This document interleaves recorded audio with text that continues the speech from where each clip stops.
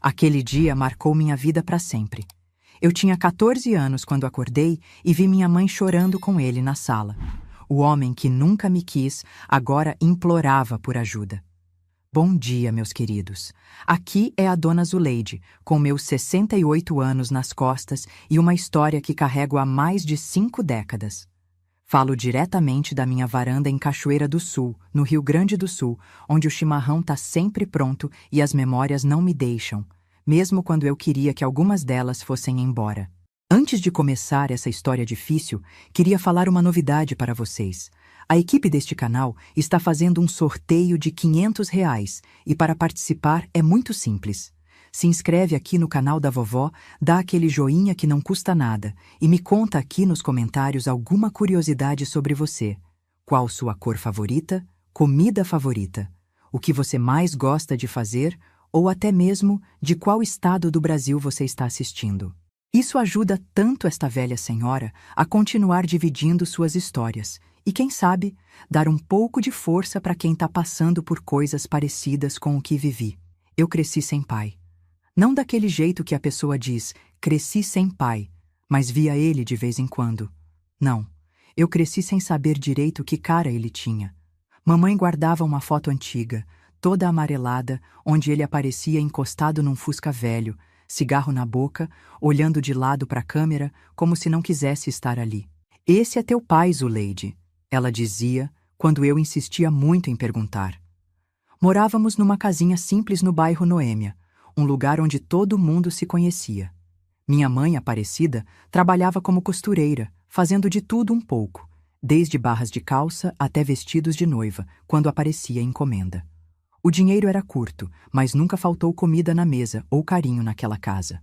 Mamãe era dessas mulheres fortes que o Brasil tá cheio. Criava filha sozinha, trabalhava de sol a sol e ainda achava energia para contar história na hora de dormir. Teu pai foi embora antes de te conhecer, filha. Ela me explicou quando completei 7 anos e as perguntas ficaram mais insistentes. Ele gostava demais da bebida e pouco da responsabilidade. Quando soube que eu estava grávida, passou 1 semana sem aparecer. Quando voltou, foi só para pegar as poucas roupas dele e dizer que não tinha nascido para ser pai de ninguém. Cresci ouvindo histórias assim, pedaços de um quebra-cabeças que nunca formava a imagem completa. O Valmir, esse era o nome dele, era um homem bonito que encantava as mulheres com conversa mansa, mas que tinha o diabo da cachaça como melhor amigo. Brigava fácil, trabalhava pouco, vivia de biscate em biscate e deixava um rastro de corações partidos por onde passava. Pelo menos era o que a minha tia Jurema dizia quando mamãe não estava por perto. Tua mãe merecia coisa melhor, Zuleide. Mas o coração da gente às vezes escolhe errado. Na escola, nas festinhas de aniversário, em qualquer lugar onde as famílias se reuniam, eu sentia aquele buraco. As outras crianças tinham pais que as levantavam nos ombros, que ensinavam a andar de bicicleta, que brigavam quando precisava. Eu tinha só o silêncio onde devia existir uma voz grave, só o vazio onde devia ter um abraço forte. Não é que mamãe não se esforçasse. Ela fazia por 10. Mas tem coisas que a gente sente falta mesmo sem nunca ter tido. A vida seguia seu curso normal na nossa casinha. Eu ia para a escola, ajudava a mamãe com as costuras quando podia, brincava com as crianças da rua. A ausência do meu pai era como um fantasma que a gente aprende a conviver. Tá sempre lá, mas a gente finge que não vê. Até que tudo mudou naquela manhã. Era um domingo de março, lembro como se fosse hoje. O cheiro de café fresquinho subindo as escadas tinha me acordado. Era costume da mamãe fazer um bolo de fubá nos domingos, então levantei animada, pensando no café da manhã. Foi quando ouvi o choro. Desci as escadas devagarzinho, o coração batendo forte. Mamãe não era de chorar. Ela era daquelas mulheres que guarda as lágrimas para quando está sozinha no quarto, onde ninguém pode ver. Ouvir aquele soluço na sala de estar me assustou mais que qualquer coisa. E lá estava ele. Um homem magro, cabelos já grisalhos apesar de não parecer tão velho, barba por fazer, olheiras fundas que pareciam pintadas no rosto amarelado. Usava uma camisa surrada que já teve tempos melhores e calça jeans desbotada que parecia grande demais para o corpo dele. Estava sentado no nosso sofá, a cabeça baixa, enquanto mamãe chorava em pé, uma mão no rosto. Quem é o senhor? Perguntei da escada, fazendo os dois olharem para mim ao mesmo tempo. Foi mamãe quem falou, enxugando as lágrimas com a manga do roupão. Zuleide, esse é o Valmir, seu pai. Aquelas palavras caíram como pedra no meu estômago. Meu pai? Aquele homem acabado, com cheiro de cigarro e cachaça que dava para sentir do outro lado da sala, era o homem da foto amarelada? Era ele quem tinha ido embora antes mesmo de me ver nascer? Essa é a Zuleide? Ele perguntou com uma voz rouca, me olhando como se visse um fantasma. Como cresceu, como cresceu. Como se ele tivesse me visto pequena alguma vez. Como se tivesse direito de comentar sobre meu crescimento, que ele não acompanhou nem por um dia sequer. O que ele está fazendo aqui? Perguntei para a mamãe, ignorando completamente o homem que agora se levantava com dificuldade do sofá. Zuleide não fala assim, mamãe respondeu, sempre preocupada com os modos, mesmo numa situação daquelas. Teu pai veio, ele precisa de ajuda. Foi então que percebi o quanto mamãe parecia dividida. Tinha raiva nos olhos dela, mas também tinha pena. E talvez, lá no fundo, um restinho daquele amor que um dia sentiu por aquele homem. Ela sempre foi assim, coração mole demais pro próprio bem. Valmir deu 2 passos na minha direção, mancando de leve. Só então notei a aparência doentia dele. Não era só ressaca ou noite mal dormida. Tô doente, filha, ele disse. E aquela palavra, filha, soou tão errada na boca dele que quase ri. Tô sem lugar para ficar, sem dinheiro pros remédios. Vim pedir ajuda para tua mãe. Só até melhorar um pouco. E por que a gente ajudaria o senhor? Perguntei, descendo o resto da escada, a coragem crescendo dentro de mim. O senhor lembrou que tinha filha agora? Depois de 14 anos? Zuleide! Mamãe me repreendeu, mas dava para ver que no fundo ela se perguntava a mesma coisa. Eu mereço isso, ele respondeu, surpreendendo a nós duas. Mereço tua raiva, teu desprezo. Fui um pai ausente, um marido que não prestou. Mas tô pagando por isso agora. A bebida destruiu meu fígado. Os médicos disseram que não tenho muito tempo se não me cuidar direito. Não tenho para onde ir. Ele falava olhando para o chão, como se nem merecesse encarar a gente nos olhos. E talvez não merecesse mesmo. Mas tinha algo na voz dele, um cansaço, uma derrota, que fez até meu coração de adolescente revoltada amolecer um pouquinho. Mamãe pediu para eu subir para o meu quarto enquanto eles conversavam. Fui contrariada, mas obedeci. Pela fresta da porta, tentei ouvir o que falavam, mas só conseguia pegar pedaços da conversa. Última chance, Aparecida. As coisas não são tão simples. Ela tem o direito de conhecer o pai, mesmo que... Não vou te deixar magoar ela de novo. Fiquei horas no quarto, o estômago roncando de fome, mas sem coragem de descer.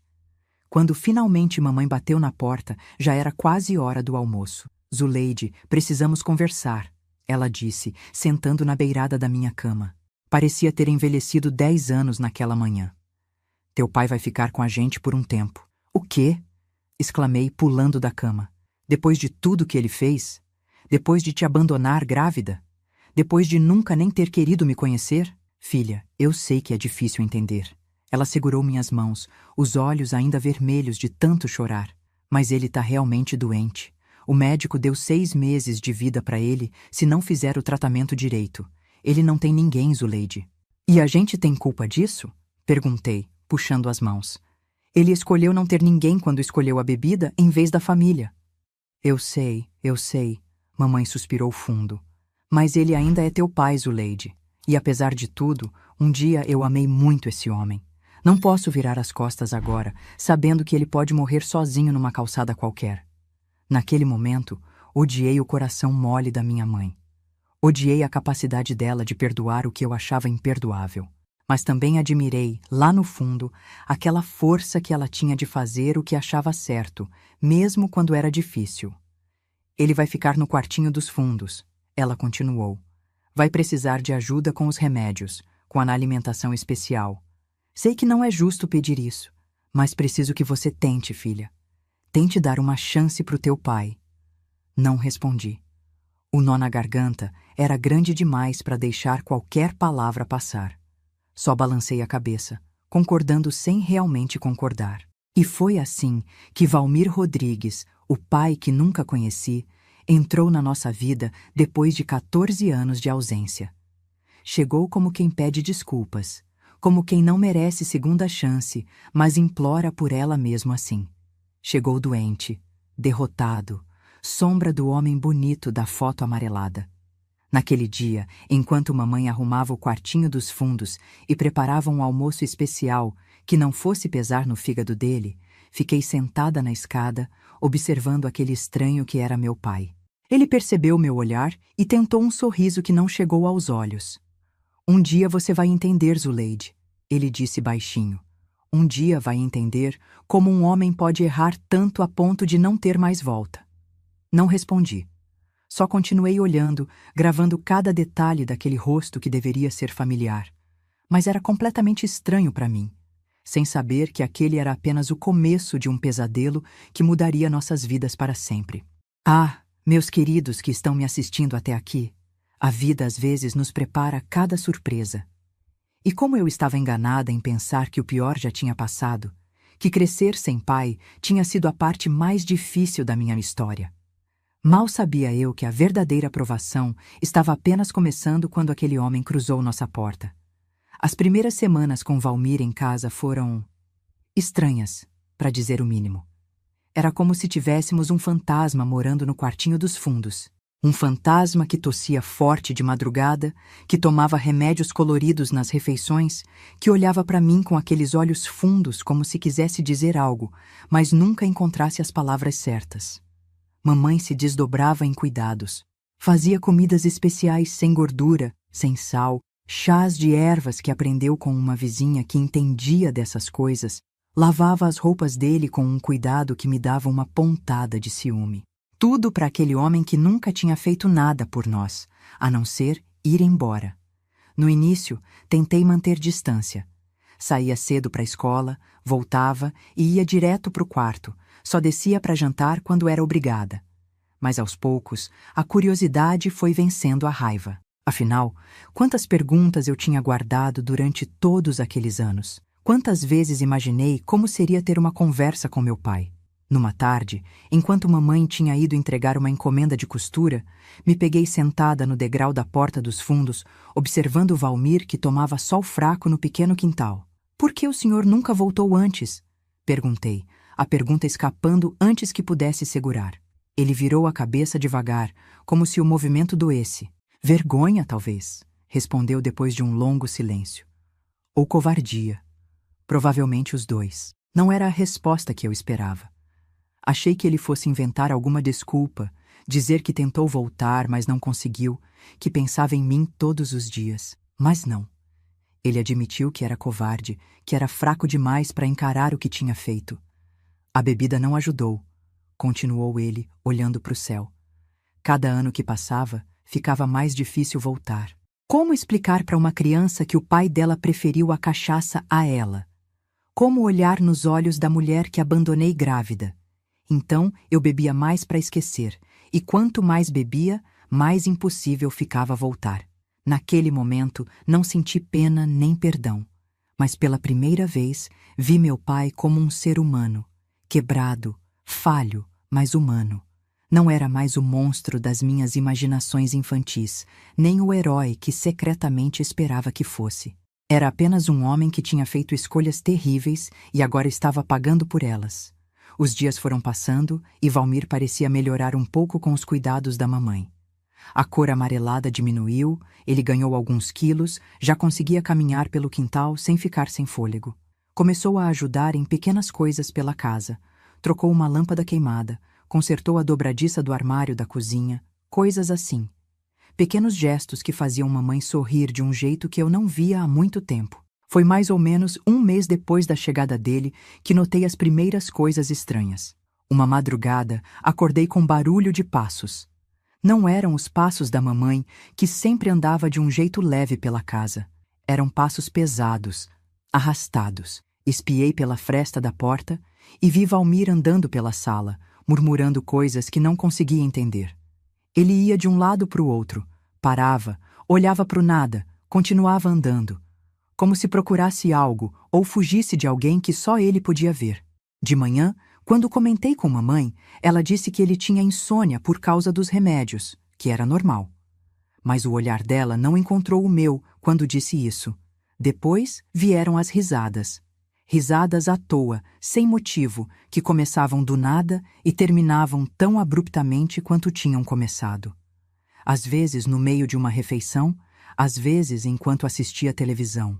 Gargalhadas que não combinavam com nada do que estava acontecendo, que faziam mamãe dar aqueles sorrisos nervosos e mudar de assunto rapidamente. É só a alegria de estar melhorando, ela dizia quando eu perguntava. Teu pai sempre teve esse humor meio diferente. Mas não era humor. Eu sabia que não era. Tinha algo errado, algo que ia além da doença do fígado, além da abstinência do álcool. Algo nos olhos dele quando a risada acabava, um vazio, uma confusão, como se ele mesmo não soubesse por que tinha rido. O incidente da cerveja aconteceu num domingo, cerca de 2 meses depois da chegada dele. Estávamos os 3 na sala, assistindo um programa de domingo na TV. Coisa rara. Geralmente eu evitava ficar no mesmo ambiente que Valmir por muito tempo. Mas naquele dia, por insistência da mamãe, concordei em assistir o Fantástico com eles. Foi quando o vizinho, seu Antenor, apareceu com uma caixa de cervejas para comemorar o Grenal, sem saber da condição de Valmir. Mamãe tentou recusar educadamente, mas Valmir insistiu que o vizinho ficasse, que não tinha problema, que ele já estava forte o suficiente para resistir à tentação. O clima ficou tenso na hora. Mamãe lançava olhares preocupados para Valmir, que fingia estar super interessado no jogo, enquanto seu Antenor, alheio à situação, abria uma latinha após a outra. Tem certeza que não quer uma, compadre? Insistia seu Antenor, estendendo uma cerveja gelada na direção de Valmir. Uma só não faz mal a ninguém. Vi o olhar do meu pai mudar naquele instante. Os olhos fixos na latinha, a garganta subindo e descendo enquanto engolia em seco, a mão tremendo levemente ao lado do corpo. Era como assistir um homem se afogando, lutando para manter a cabeça fora d'água. Não, obrigado, ele respondeu com a voz rouca. Não posso mesmo. Seu Antenor deu de ombros e continuou bebendo, comentando o jogo cada vez mais alto à medida que as latinhas vazias se acumulavam. Em algum momento, ele fez um gesto brusco enquanto reclamava do juiz, e a cerveja na sua mão derramou no nosso tapete da sala, aquele tapete bege que mamãe tinha comprado com tanto sacrifício, prestação por prestação. Ups, foi mal, riu seu Antenor, já meio alto. Depois a Aparecida dá um jeito nisso. Foi como se um interruptor tivesse sido ligado. Valmir levantou num pulo, o rosto vermelho, os olhos esbugalhados, apontando o dedo para o vizinho. Respeita a casa dos outros, seu bêbado nojento, gritou, a voz irreconhecível de tanta raiva. Quem você pensa que é para vir aqui, beber na minha casa e ainda sujar o tapete da minha mulher? Seu Antenor, assustado com a reação desproporcional, levantou as mãos em sinal de paz. Calma, compadre. Foi sem querer. Eu pago a limpeza do tapete. Não precisa desse estresse todo. Mas Valmir não ouvia mais. Estava num outro lugar, tomado por uma fúria que parecia ter sido guardada por anos. Avançou para o vizinho, tropeçando no próprio pé, e teria caído se mamãe não tivesse se colocado na frente. Valmir, pelo amor de Deus, foi um acidente, ela implorou, as mãos no peito dele, tentando empurrá-lo de volta para o sofá. Foi quando ele fez algo que mudou tudo entre nós. Empurrou mamãe para o lado com força, fazendo ela bater contra a estante e derrubar os poucos bibelôs que a gente tinha. E quando tentei correr para ajudar minha mãe, ele virou para mim com o braço levantado. O tapa pegou no meu rosto com tanta força que vi estrelas por 1 segundo. Caí sentada, mais pelo choque do que pela dor, a mão no rosto quente, incapaz de acreditar no que tinha acabado de acontecer. A sala ficou em silêncio absoluto. Seu Antenor, de olhos arregalados, murmurou algo sobre resolver isso outro dia e saiu apressado, deixando a porta aberta atrás de si. Mamãe estava paralisada junto à estante, a mão na boca, os olhos cheios de lágrimas. E Valmir olhava para a própria mão como se ela tivesse agido por conta própria. Zuleide, ele murmurou, dando um passo na minha direção. Eu não queria, eu não sei o quê. Fica longe de mim, gritei, me arrastando para trás até bater na parede. Não encosta em mim! O rosto dele se contorceu numa expressão que misturava vergonha, arrependimento e algo mais. Algo que só mais tarde eu entenderia que era o início da loucura que o consumia. Me desculpa, ele repetia, agora com lágrimas escorrendo pelo rosto enrugado. Me desculpa, filha. Eu não sei o que deu em mim. Foi a cerveja, o cheiro dela. Mexeu com minha cabeça. Mamãe finalmente saiu do transe e correu para me abraçar. Senti ela tremendo enquanto me ajudava a levantar, enquanto passava a mão de leve no meu rosto vermelho. Nunca mais. Ela disse com uma voz que nunca tinha ouvido antes. Firme, fria, definitiva. Nunca mais você encosta um dedo na minha filha, Valmir. Ou juro por Deus que chamo a polícia, doente ou não.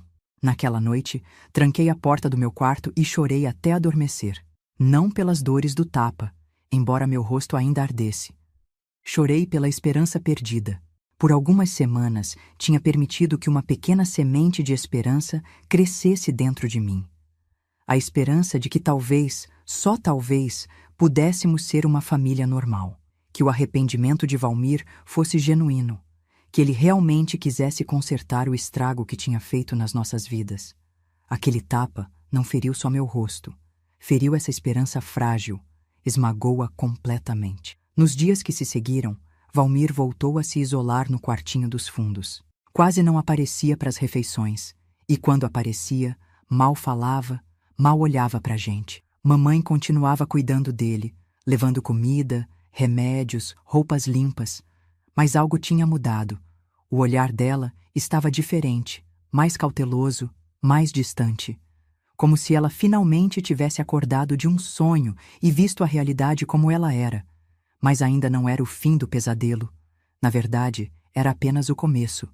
As noites se tornaram o pior momento. Os passos dele pela casa ficaram mais frequentes, mais erráticos. Às vezes eu acordava com o barulho de coisas sendo arrastadas na sala, ou com a voz dele discutindo com ninguém. Falava sozinho por horas, alternando entre sussurros conspiratórios e gritos de raiva. Uma noite, escutei ele na cozinha. Fazia tanto barulho que achei que estava quebrando tudo. Quando mamãe levantou para ver o que era, a segui de longe, morrendo de medo do que iríamos encontrar. Valmir estava sentado no chão da cozinha, cercado de panelas e talheres que tinha tirado dos armários.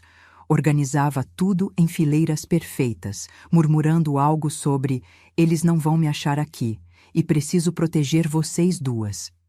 Mamãe conseguiu convencê-lo a voltar para a cama, falando baixinho, com calma, como se lidasse com uma criança assustada. Mas quando voltamos para o corredor, vi o terror nos olhos dela. Ela também não reconhecia mais aquele homem. Não era mais o Valmir que tinha abandonado a gente anos atrás, nem o Valmir doente e arrependido que tinha voltado pedindo ajuda. Era algo diferente.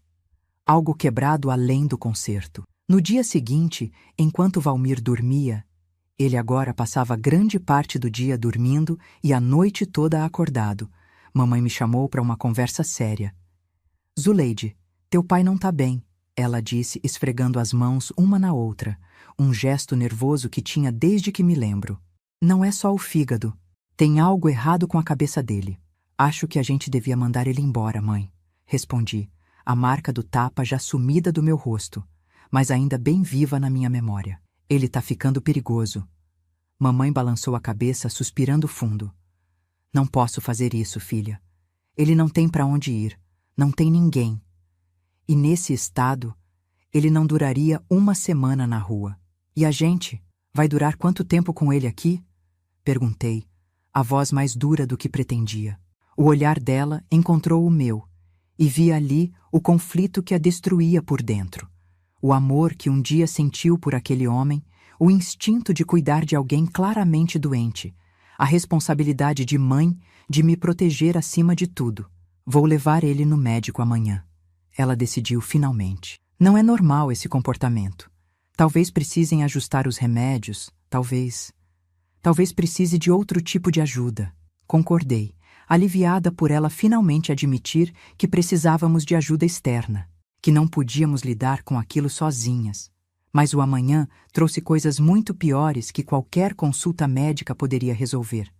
Coisas que mudariam o curso das nossas vidas para sempre, que me marcariam de formas que nenhuma menina de 14 anos deveria ser marcada.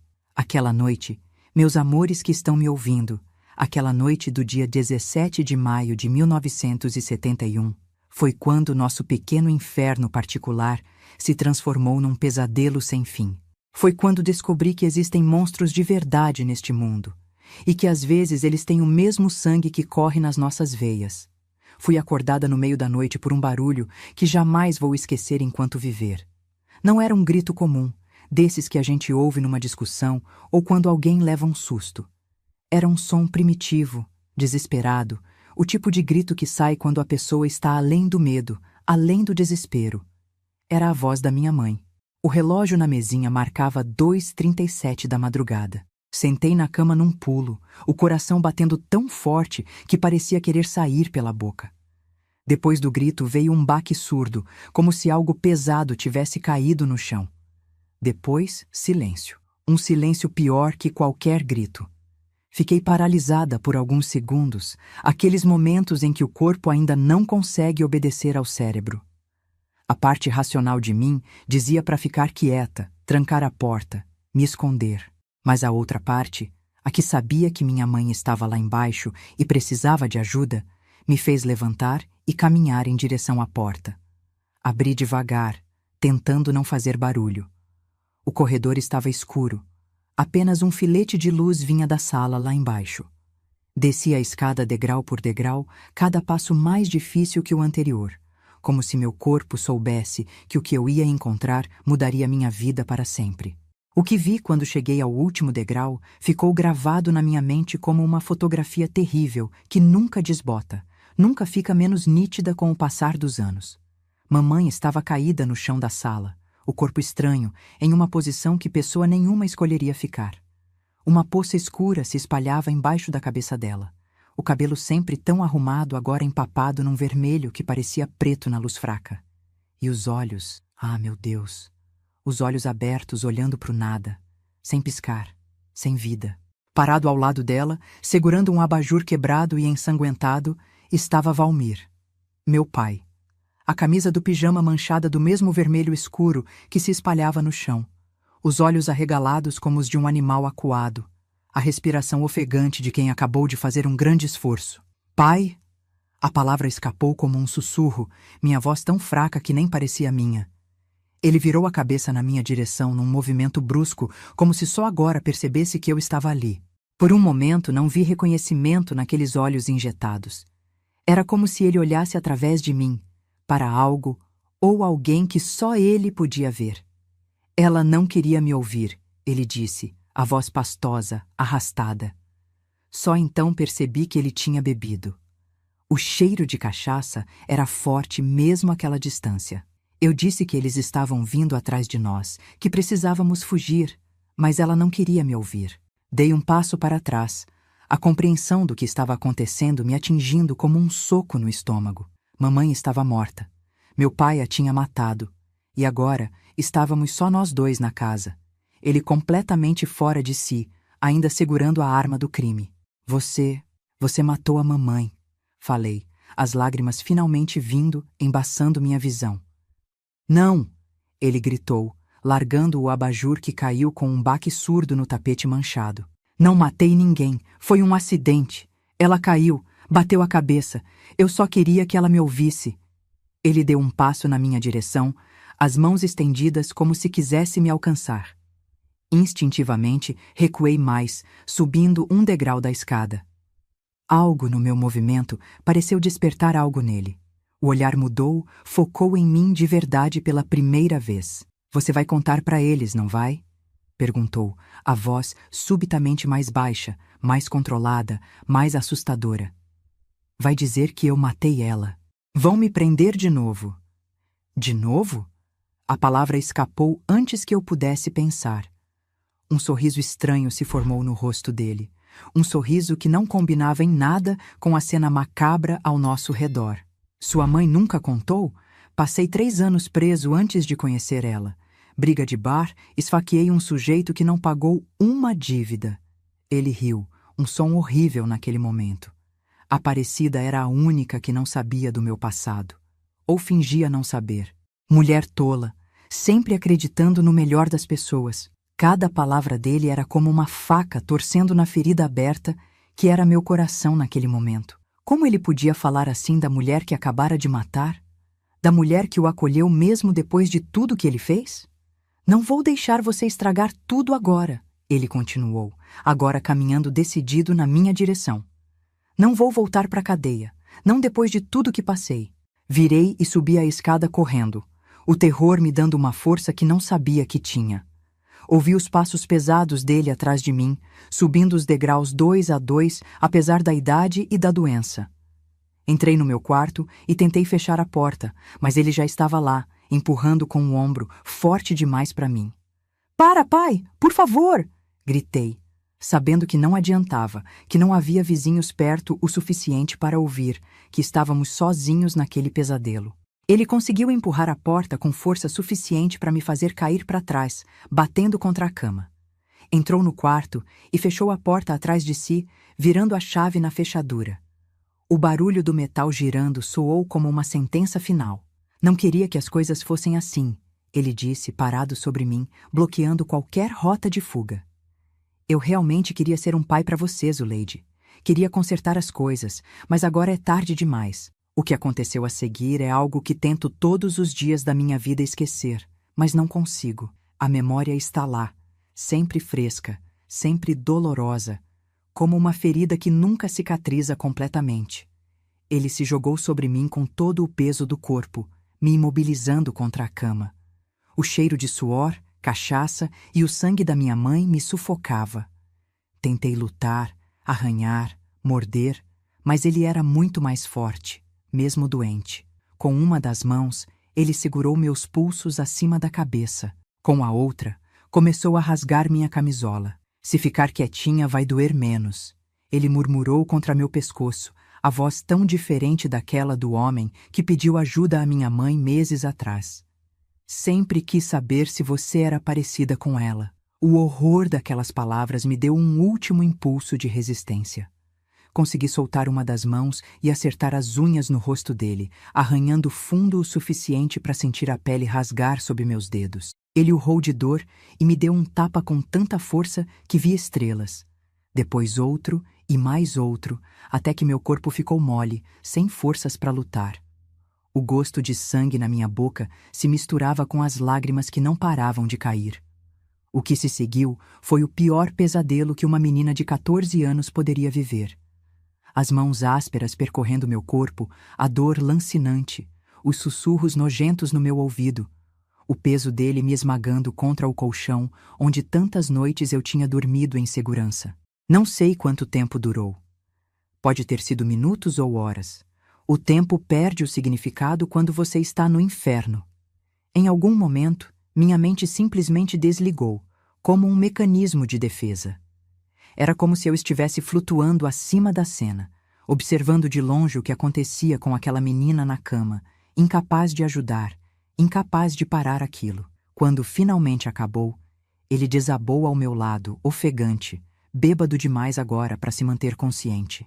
Em minutos, estava roncando alto, um braço pesado ainda jogado sobre mim como uma corrente. Fiquei deitada, imóvel. Por quanto tempo não sei dizer. Meu corpo inteiro doía, por dentro e por fora. Sentia algo quente e pegajoso entre as pernas, mas não conseguia olhar. Não queria confirmar o que já sabia. Lágrimas silenciosas escorriam pelo meu rosto, mas não emitia som algum, com medo de acordá-lo, de que tudo começasse de novo. Quando tive certeza que ele estava em sono profundo, me arrastei para fora da cama, cada movimento uma agonia. Peguei a primeira roupa que encontrei, um vestido velho que estava jogado na cadeira, e vesti com dificuldade, minhas mãos tremendo tanto que mal conseguia abotoar. Minha mente estava estranhamente calma agora, funcionando com uma clareza que não combinava com o caos ao meu redor. Sabia que precisava sair dali.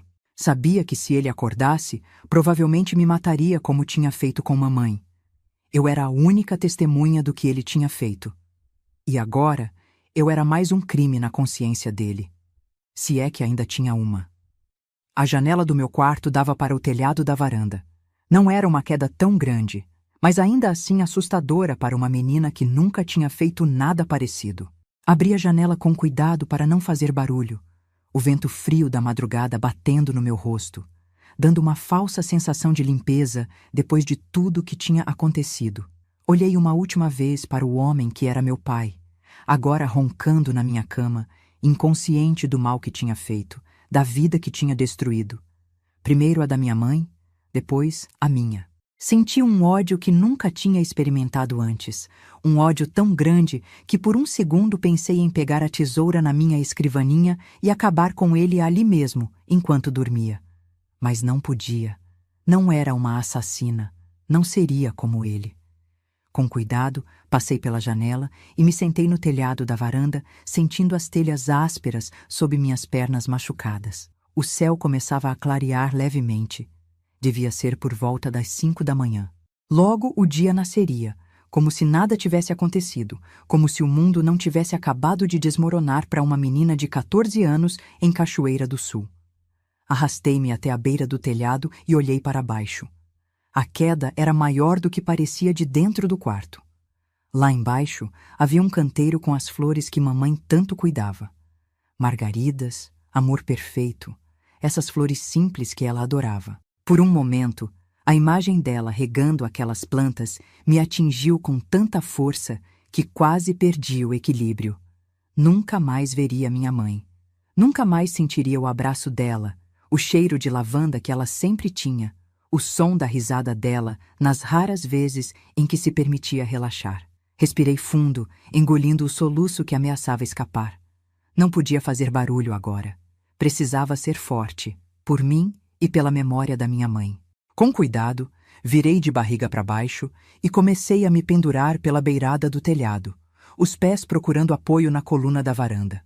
A dor no meu corpo protestava a cada movimento, mas a adrenalina e o medo me davam forças para continuar.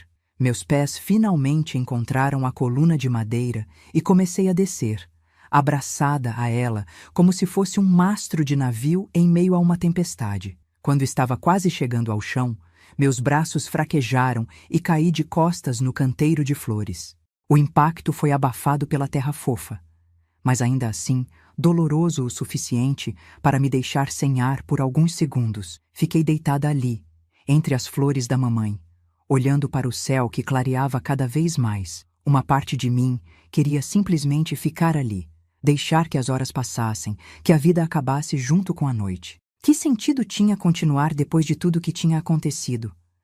Mas outra parte, mais forte, mais determinada, a parte que minha mãe tinha criado com tanto amor e sacrifício, me empurrou para levantar, para sobreviver, para buscar justiça pelo que aquele monstro tinha feito. Com esforço, me coloquei de pé. Olhei uma última vez para a casa que tinha sido meu lar durante toda a vida. A casa onde tantas memórias felizes tinham sido criadas. A casa que agora guardava o corpo da minha mãe e o monstro que a matou. Então comecei a andar, ou melhor, a me arrastar em direção à rua. Não tinha um plano claro, só sabia que precisava encontrar ajuda. Precisava encontrar alguém que acreditasse em mim, que pudesse parar Valmir antes que ele fugisse, antes que fizesse mal a mais alguém. Lembrei do tenente Acácio, que morava algumas ruas abaixo da nossa. Ele não era exatamente um vizinho, mas mamãe sempre falava bem dele. Dizia que era um homem honesto, correto, um dos poucos policiais em quem se podia confiar. Ele tinha ajudado quando a casa da dona Jurema, nossa vizinha idosa, foi assaltada ano passado. Com esse destino em mente, comecei a andar o mais rápido que meu corpo machucado permitia. As ruas estavam desertas àquela hora. Cachoeira do Sul ainda dormia, alheia à tragédia que tinha acontecido na casa da costureira Aparecida. Cada passo era uma agonia, cada respiração um esforço. Mas continuei andando, movida pelo desespero, pelo medo, pela necessidade de fazer alguém acreditar no pesadelo que tinha vivido. Quando finalmente cheguei à rua do Tenente Acácio, o sol já tinha nascido completamente. As primeiras pessoas começavam a sair para o trabalho, olhando curiosas e assustadas para aquela menina machucada, com o vestido rasgado e manchado, cambaleando pela calçada como se estivesse bêbada. A casa dele era fácil de reconhecer, a única da rua com uma bandeira do Brasil hasteada no pequeno jardim da frente. Arrastei-me até o portão e toquei a campainha. Minhas forças quase no fim, o mundo começando a girar ao meu redor. A porta se abriu e vi um homem alto, de cabelos grisalhos cortados rente, usando uma camiseta branca e calça de pijama. Ele olhou para mim confuso por um segundo. Então seus olhos se arregalaram em reconhecimento e horror. Meu Deus, menina! O que aconteceu com você? Abri a boca para responder, para contar tudo, para implorar por ajuda. Mas nenhum som saiu. Em vez disso, o mundo escureceu ao meu redor e senti meu corpo cair, como se todas as cordas que me mantinham em pé tivessem sido cortadas de uma só vez. A última coisa que lembro antes de perder a consciência foi dos braços fortes me segurando antes que eu atingisse o chão, e uma voz grave gritando para alguém chamar uma ambulância. Depois, só escuridão. Uma escuridão misericordiosa que, por algumas horas, me livrou das memórias daquela noite que tinha destruído minha infância, minha inocência, minha vida inteira. Ah, meus queridos que estão me ouvindo, como é difícil reviver essas memórias, mesmo depois de tantos anos. Às vezes me pergunto se deveria enterrá-las de vez, deixar que o passado fique no passado. Mas algo dentro de mim diz que contar essa história é importante. Não só para mim, como uma forma de exorcizar esses demônios, mas também para quem está ouvindo, para que saibam que é possível sobreviver mesmo ao pior dos pesadelos. Que é possível reconstruir a vida, mesmo quando parece que não sobrou nada para reconstruir. E foi isso que tive que fazer depois daquela noite terrível de maio de 1971. Reconstruir do zero, tijolo por tijolo, uma vida que parecia irremediavelmente destruída. Acordei num quarto de hospital, o cheiro de desinfetante invadindo minhas narinas, o bip constante de uma máquina ao lado da cama marcando os segundos, lembrando que, apesar de tudo, eu ainda estava viva. Tentei me mover e uma dor aguda percorreu meu corpo inteiro, trazendo de volta todas as memórias que por um breve momento de inconsciência tinha conseguido esquecer. Uma enfermeira entrou no quarto assim que percebeu que eu estava acordada. Tinha um rosto bondoso, daqueles que parecem feitos para confortar pessoas em momentos difíceis. Ajustou o soro no meu braço, verificou meus sinais vitais e me disse, com uma voz suave, que o médico logo viria me ver. Notei que ela evitava olhar diretamente nos meus olhos, como se temesse o que poderia encontrar ali. O médico, um senhor de cabelos brancos e olheiras profundas, examinou meus ferimentos com uma gentileza que me fez chorar silenciosamente. Explicou que eu tinha várias contusões, um pulso torcido, alguns cortes que precisaram de pontos. Falou de outras coisas também, coisas que uma menina de 14 anos não deveria ter que ouvir, sobre exames, evidências, procedimentos. Usou palavras técnicas que eu não entendia completamente, mas cujo significado terrível captava mesmo assim. Quando terminou o exame, disse que tinha algumas pessoas que precisavam falar comigo. Vi o medo nos olhos dele ao dizer isso, como se temesse que aquela conversa fosse me quebrar de vez. O tenente Acácio entrou acompanhado de uma mulher que se apresentou como assistente social. Sentaram-se nas cadeiras ao lado da minha cama, seus rostos sérios, preparados para o pior. O que era adequado, porque o pior era exatamente o que eu tinha para contar.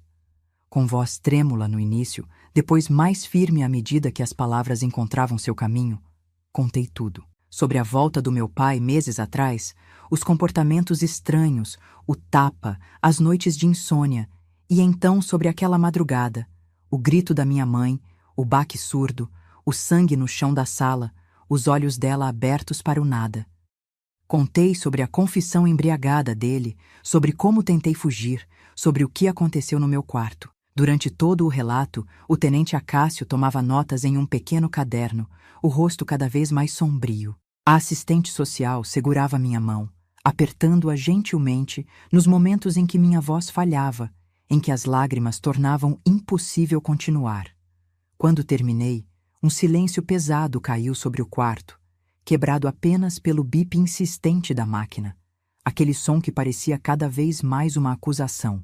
Você está viva, enquanto minha mãe não estava mais. Já mandamos uma viatura até sua casa, disse finalmente o tenente Acácio, fechando o caderno.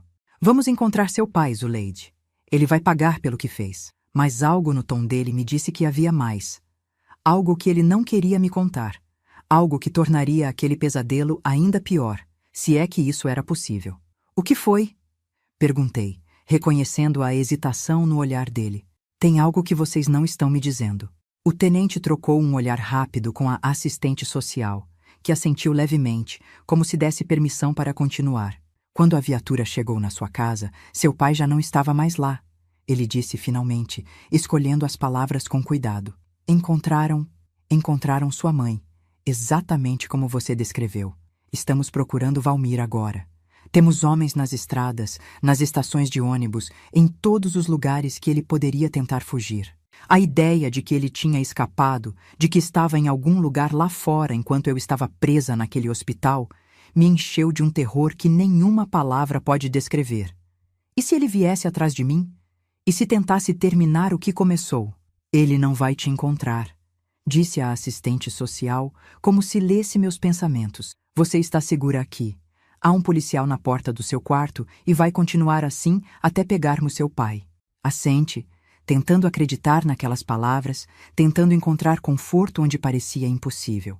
Nos dias que se seguiram, fiquei no hospital, recuperando-me fisicamente enquanto minha mente tentava processar tudo o que tinha acontecido. Recebi a visita da minha tia Ivone, irmã da minha mãe, que morava em Santana do Livramento, na fronteira com o Uruguai. Ela chorou abraçada comigo por horas, murmurando palavras de consolo que não conseguiam penetrar a muralha de dor que tinha erguido ao meu redor. Foi ela quem organizou o enterro da minha mãe, poupando-me daquele último golpe. Não pude ir. Ainda estava no hospital. Ainda era considerada frágil demais, tanto física quanto emocionalmente. Às vezes me pergunto se isso foi uma bênção ou uma maldição. Não ter podido me despedir da minha mãe deixou um vazio que nunca foi realmente preenchido. Uma semana depois, quando os curativos já tinham sido removidos e os pontos começavam a cicatrizar, recebi a notícia. Valmir continuava foragido. A polícia tinha seguido várias pistas.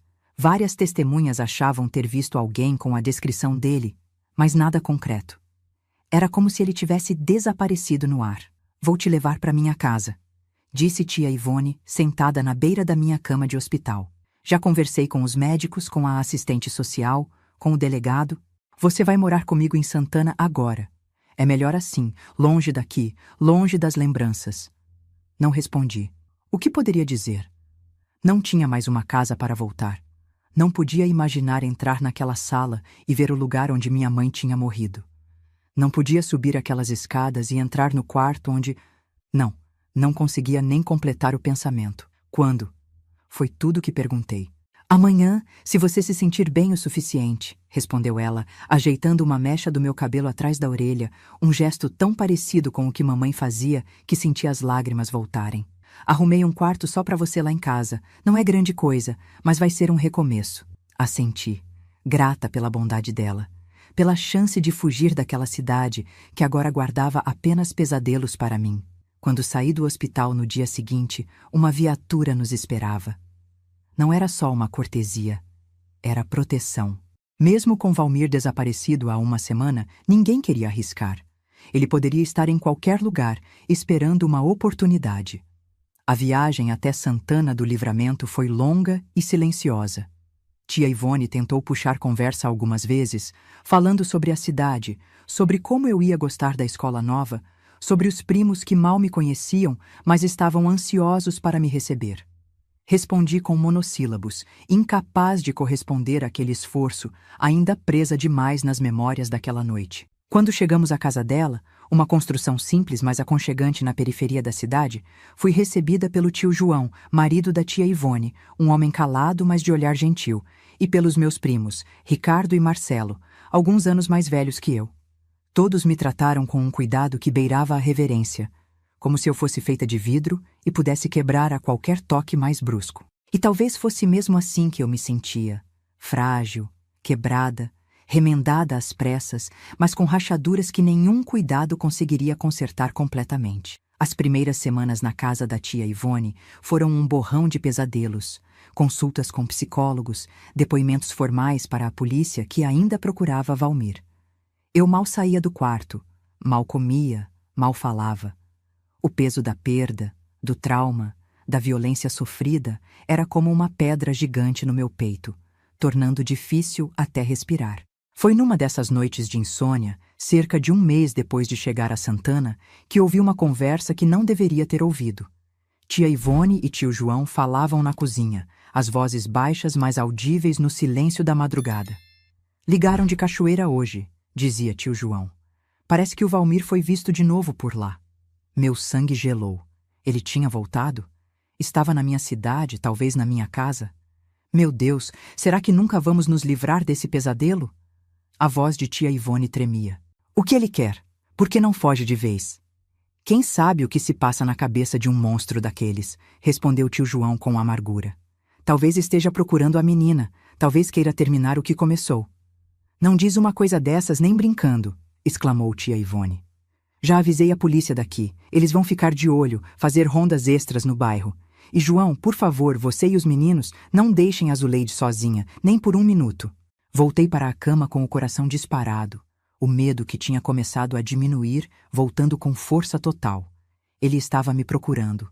Não tinha acabado. Nunca acabaria enquanto ele estivesse lá fora, livre. Naquela noite, tomei uma decisão.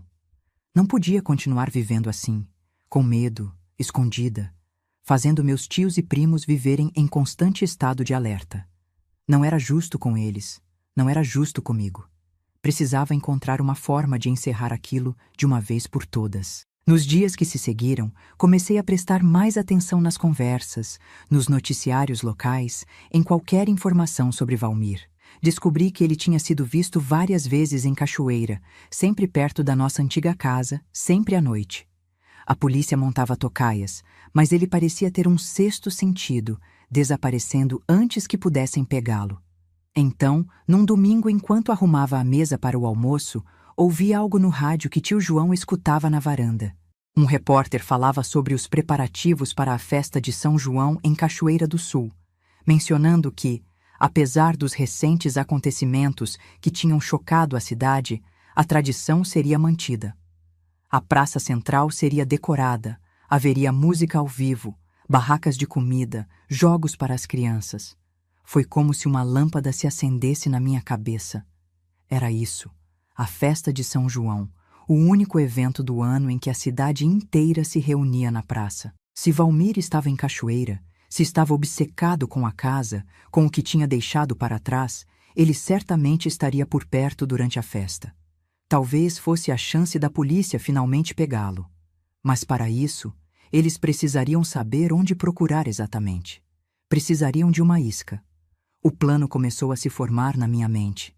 Terrível, arriscado, mas possível. Eu voltaria à Cachoeira para a festa de São João. Deixaria que me vissem, que a notícia se espalhasse. Valmir certamente ouviria, e se realmente estivesse me procurando, viria atrás de mim. A polícia estaria preparada, esperando. Seria uma armadilha. Claro, nunca conseguiria convencer tia Ivone e tio João a me deixarem voltar à Cachoeira, muito menos para ser usada como isca. Teria que fazer isso sozinha, sem que soubessem. Nas 2 semanas que se seguiram, planejei cada detalhe com um cuidado que não sabia que era capaz. Juntei o pouco dinheiro que tinha guardado, algumas moedas que tia Ivone me dava de vez em quando, uma nota de 5 cruzeiros que tio João me deu no meu aniversário. Não era muito, mas daria para a passagem de ônibus. Descobri os horários dos ônibus que iam para a Cachoeira, memorizei o itinerário. Escrevi uma carta para o tenente Acácio, explicando o meu plano, pedindo que organizasse uma operação para capturar Valmir durante a festa. Não tinha certeza se a carta chegaria a tempo ou se ele levaria a sério o plano de uma menina de 14 anos, mas era o melhor que podia fazer. A festa seria no sábado, dia 24 de junho. Na sexta à noite, depois que todos foram dormir, arrumei uma pequena mochila com uma muda de roupa e o dinheiro que tinha juntado. Coloquei a carta para o tenente Acácio dentro de um envelope que tinha conseguido na escola, com o endereço da delegacia de Cachoeira do Sul. Deixei um bilhete para a tia Ivone na minha cama, explicando que precisava voltar, que precisava encerrar aquele capítulo, que ficaria bem e voltaria logo. O plano era sair de madrugada, pegar o primeiro ônibus para Cachoeira às 5 da manhã. Tinha estudado a casa, sabia quais tábuas do assoalho rangiam, qual janela podia ser aberta sem fazer barulho. Sabia que tio João tinha o sono pesado depois do turno da noite na fábrica e que tia Ivone tomava um remédio para dormir que a deixava sem ouvir nada até de manhã. Às 3 da madrugada, com o coração batendo tão forte que achei que acordaria a casa inteira, coloquei meu plano em ação.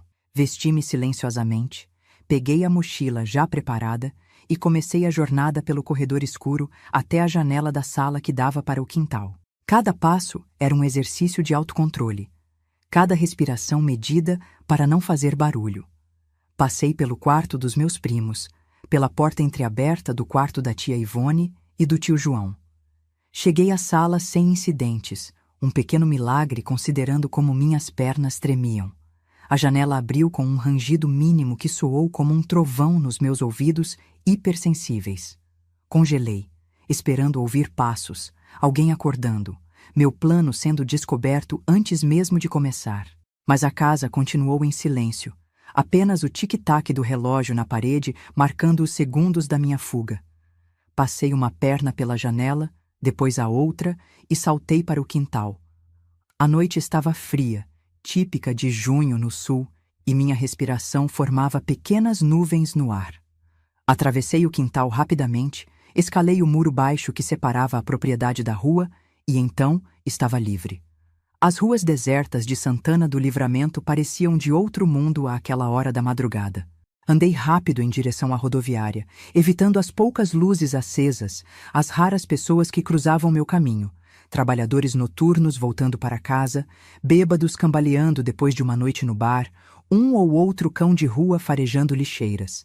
Quando cheguei à rodoviária, faltava ainda 1 hora para o ônibus partir. Sentei-me num canto escuro, a mochila apertada contra o peito, alternando entre o medo de ser descoberta e levada de volta e o terror do que estava prestes a fazer. Voltar à cidade onde tinha perdido tudo, onde talvez o homem que destruiu minha vida ainda estivesse à espreita. Mas havia uma determinação nova em mim, um fogo que não existia antes. Estava cansada de ser a vítima, de viver com medo. Queria que aquele pesadelo acabasse, queria justiça pela minha mãe, queria poder seguir em frente sem olhar constantemente por cima do ombro. O ônibus chegou pontualmente às 5 da manhã. Comprei a passagem com as mãos trêmulas, metade de mim esperando que o cobrador perguntasse o que uma menina tão jovem estava fazendo, viajando sozinha àquela hora. Mas ele apenas pegou o dinheiro, entregou o bilhete e voltou a ler seu jornal, completamente alheio ao drama que se desenrolava à sua frente. Sentei-me no fundo do ônibus quase vazio, olhando pela janela enquanto as luzes de Santana do Livramento ficavam para trás.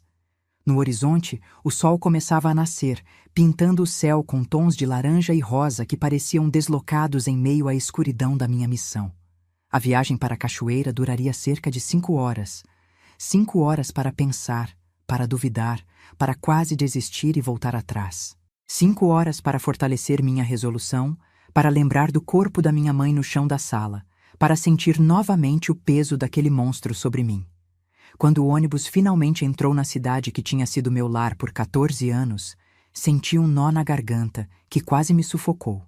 Nada tinha mudado. As mesmas ruas, as mesmas casas, os mesmos rostos nas calçadas. Era como se o tempo tivesse parado, como se os eventos terríveis daquela noite de maio não tivessem abalado os alicerces daquele lugar como tinham abalado os meus. Desci na rodoviária com as pernas bambas, não só pela longa viagem, mas pelo peso do que estava prestes a fazer. Meu primeiro destino era a delegacia, para entregar a carta ao tenente Acácio pessoalmente, para explicar meu plano cara a cara.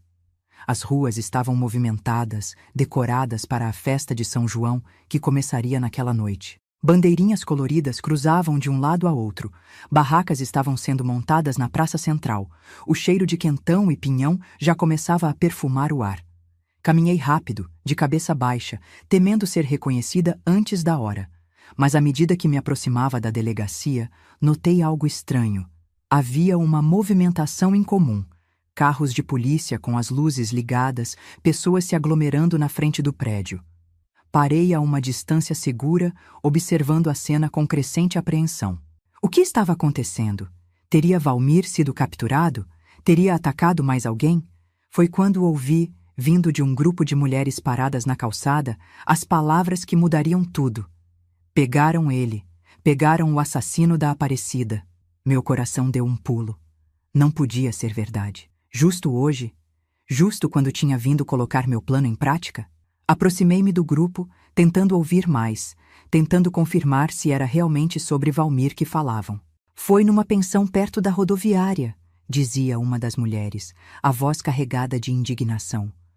O desgraçado estava escondido lá há dias. Foi o dono da pensão que reconheceu ele pelo retrato no jornal e chamou a polícia. Dizem que não resistiu à prisão, acrescentou outra. Estava tão bêbado que mal conseguia ficar em pé. Era verdade, então. Tinham pego Valmir. Meu plano não seria mais necessário. A justiça tinha encontrado seu caminho, mesmo sem a minha intervenção. As pernas fraquejaram e precisei me apoiar numa parede para não cair. Uma mistura confusa de emoções me inundou. Alívio, descrença, um estranho desapontamento por não ter sido parte da captura. E mais forte que tudo, um profundo cansaço, como se toda a adrenalina que me manteve funcionando nas últimas 24 horas tivesse subitamente drenado do meu corpo. Estava acabado. O pesadelo tinha chegado ao fim. Valmir enfrentaria a justiça pelos seus crimes. E eu poderia começar a tentar reconstruir os pedaços da minha vida despedaçada. Encostei a cabeça na parede fria, fechei os olhos e, pela primeira vez desde aquela noite terrível, permiti-me chorar livremente, sem medo, sem vergonha. Chorei pela minha mãe, que nunca mais veria, pela menina que eu era e nunca mais seria, pelos sonhos perdidos e pelos pesadelos que, esperava, finalmente começariam a perder sua força. Meus queridos ouvintes, às vezes o destino age de formas misteriosas. Enquanto eu planejava uma armadilha arriscada, enquanto fugia no meio da noite disposta a enfrentar meus piores medos, a roda da justiça já estava girando, independente dos meus esforços. Dizem que Deus escreve certo por linhas tortas, e talvez seja verdade. Talvez minha fuga desesperada não fosse realmente para capturar Valmir, mas para me devolver o controle sobre minha própria vida, para me mostrar que eu era mais forte do que pensava, que podia agir em vez de apenas reagir. Naquele sábado de junho de 1971, enquanto fogos de artifício explodiam no céu em celebração a São João, enquanto a cidade festejava alheia ao drama particular de uma menina de 14 anos, algo novo nascia dentro de mim. Uma determinação, uma força que nunca soube que possuía. Uma vontade feroz de não apenas sobreviver, mas de viver, de reconstruir, de transformar a tragédia em algo significativo. E foi exatamente isso que fiz nos anos que se seguiram. Reconstruí minha vida, pedaço por pedaço, tijolo por tijolo, até me tornar a mulher que sou hoje, aos 68 anos, sentada nesta varanda em Cachoeira do Sul, compartilhando minha história com vocês. Depois da captura de Valmir, voltei para Santana do Livramento com o tenente Acácio, que me encontrou vagando perto da delegacia. Tia Ivone quase teve um ataque quando me viu chegar escoltada por um policial. Primeiro pensou que eu tinha feito algo errado, depois ficou furiosa quando descobriu que tinha fugido no meio da noite e finalmente chorou abraçada comigo quando soube que Valmir estava preso. Nunca mais faça uma coisa dessas, ela repetia entre soluços.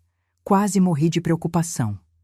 O julgamento aconteceu 4 meses depois. Foi um processo difícil, doloroso, ter que encarar Valmir novamente, ter que reviver cada detalhe daquela noite terrível diante de estranhos.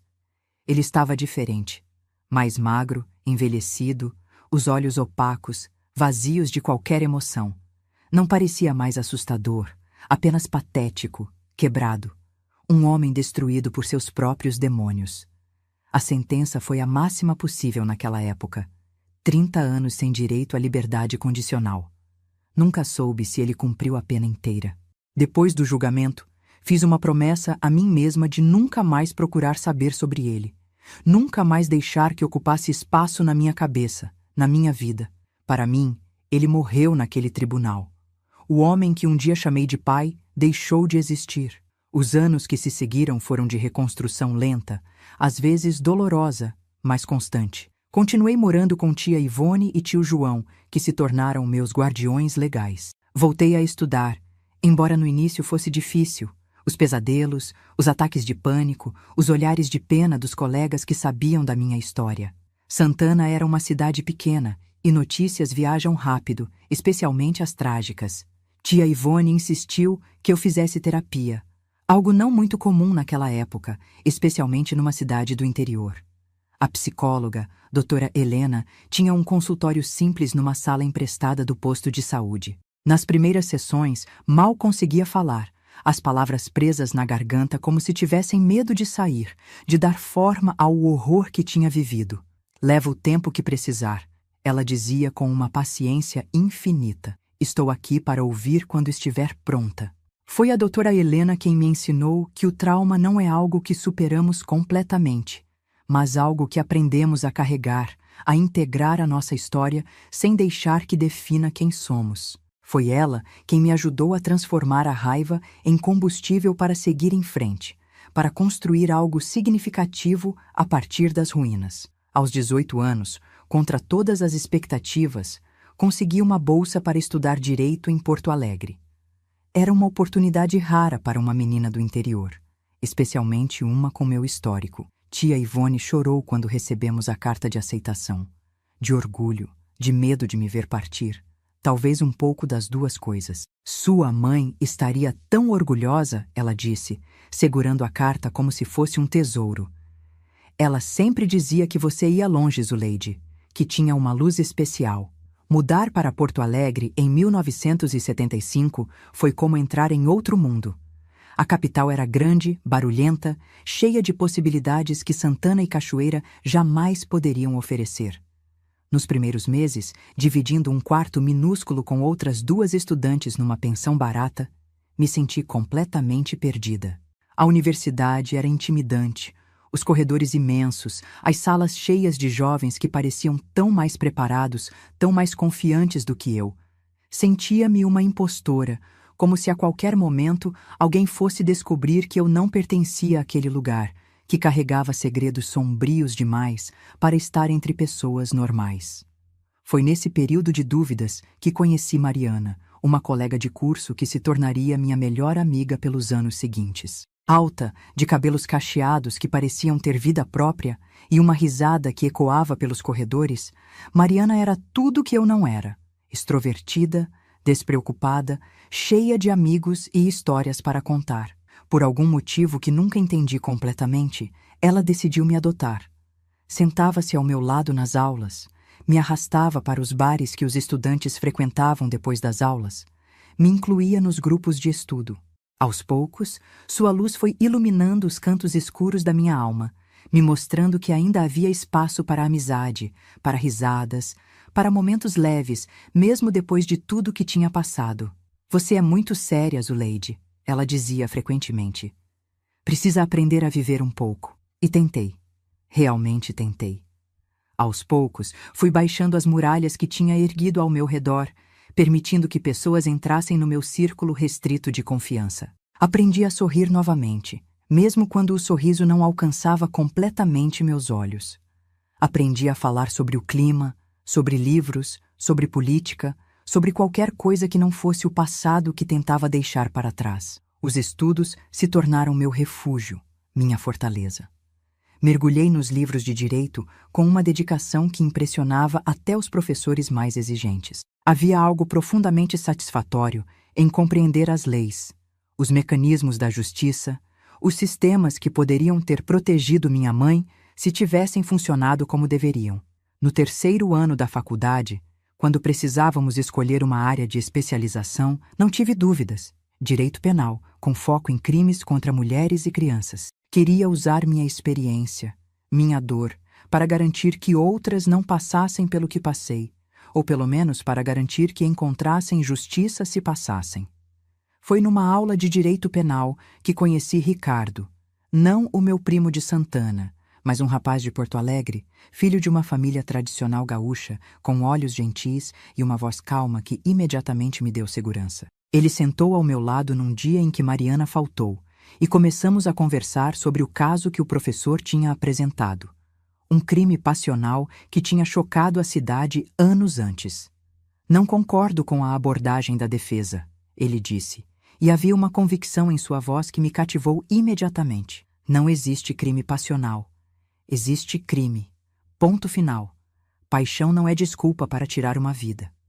Aquelas palavras reverberaram dentro de mim como um sino. Era exatamente o que pensava, o que acreditava firmemente. Mas nunca tinha ouvido ninguém expressar com tanta clareza.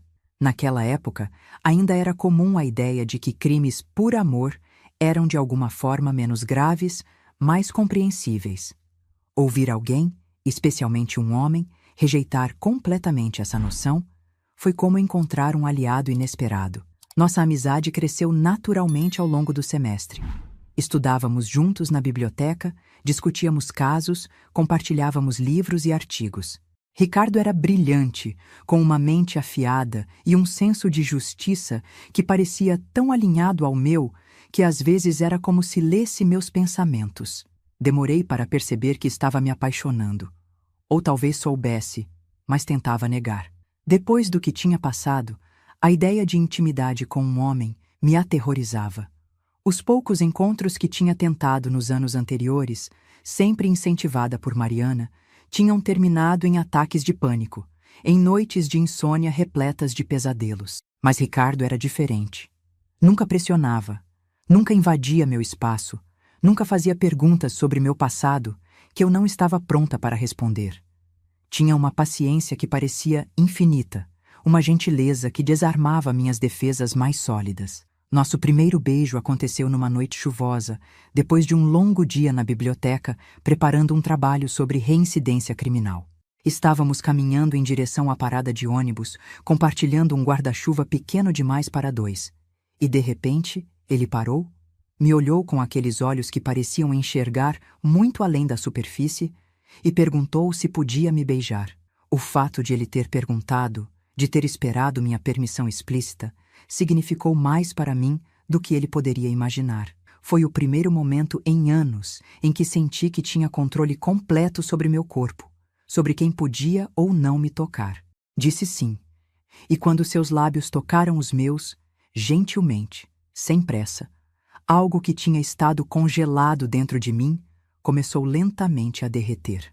Nosso relacionamento avançou no ritmo que eu precisava. Lento, respeitoso, baseado mais em conversas profundas e momentos de compreensão mútua do que em qualquer aspecto físico. Ricardo nunca me pressionou por mais do que eu podia dar. Nunca mostrou frustração quando eu recuava, quando os pesadelos voltavam, quando o passado se interpunha entre nós. Foi para ele que finalmente contei toda a minha história, numa noite estrelada no nosso último ano de faculdade. Estávamos sentados num banco do Parque da Redenção, o lugar onde costumávamos passar os domingos de sol. As palavras saíram difíceis no início, depois em torrentes que não conseguia mais controlar. Falei sobre minha infância sem pai, sobre sua volta repentina, sobre os comportamentos estranhos, sobre aquela noite fatídica que tinha alterado para sempre o curso da minha vida. Ricardo ouviu em silêncio, segurando minha mão, os olhos fixos no meu rosto, sem julgamento, sem pena, apenas uma compreensão profunda e uma raiva contida pelo que tinha acontecido comigo. Quando terminei, exausta, esvaziada, ele me abraçou, e no calor daquele abraço senti algo que não sentia desde a morte da minha mãe. Segurança completa, a certeza de que nada de mal poderia me alcançar enquanto estivesse ali. Você é a pessoa mais forte que já conheci, ele disse simplesmente, e havia uma admiração genuína em sua voz que fez meu coração se expandir. E se me permitir, quero passar a vida inteira tentando ser digno da sua confiança, do seu amor. Nos casamos em 1979, logo após a formatura. Foi uma cerimônia pequena, apenas os amigos mais próximos da faculdade, tia Ivone e tio João, meus primos de Santana e a família de Ricardo. Escolhi um vestido simples, sem muitos adornos. Queria algo que representasse o novo começo, a simplicidade, a verdade que tinha encontrado ao lado dele. Nossa vida juntos começou num apartamento pequeno, no centro de Porto Alegre. Ricardo entrou para o escritório de advocacia do pai, enquanto eu consegui uma posição como assistente no Ministério Público, trabalhando diretamente com casos de violência doméstica. Um departamento que estava apenas começando a se formar, numa época em que esses crimes ainda eram tratados como assuntos de família, não como a violação grave de direitos que realmente são. O trabalho era difícil, muitas vezes devastador. Cada mulher que atendia, cada criança traumatizada que via nos corredores do fórum trazia de volta flashes do meu próprio passado. Mas havia também uma satisfação profunda em poder fazer a diferença, em usar minha dor como ferramenta para ajudar outras, em transformar a tragédia em propósito. Em 1982, nossa primeira filha nasceu, Aparecida, em homenagem à minha mãe. Segurá-la nos braços pela primeira vez foi como um milagre, um lembrete de que a vida continua, de que mesmo das cinzas mais escuras podem nascer as coisas mais belas. 3 anos depois, veio Antônio, nosso segundo filho, completando nossa pequena família. A maternidade trouxe desafios que não esperava, medos irracionais de que algo aconteceria com meus filhos, pesadelos recorrentes onde não conseguia protegê-los, momentos de pânico quando ficava sozinha com eles.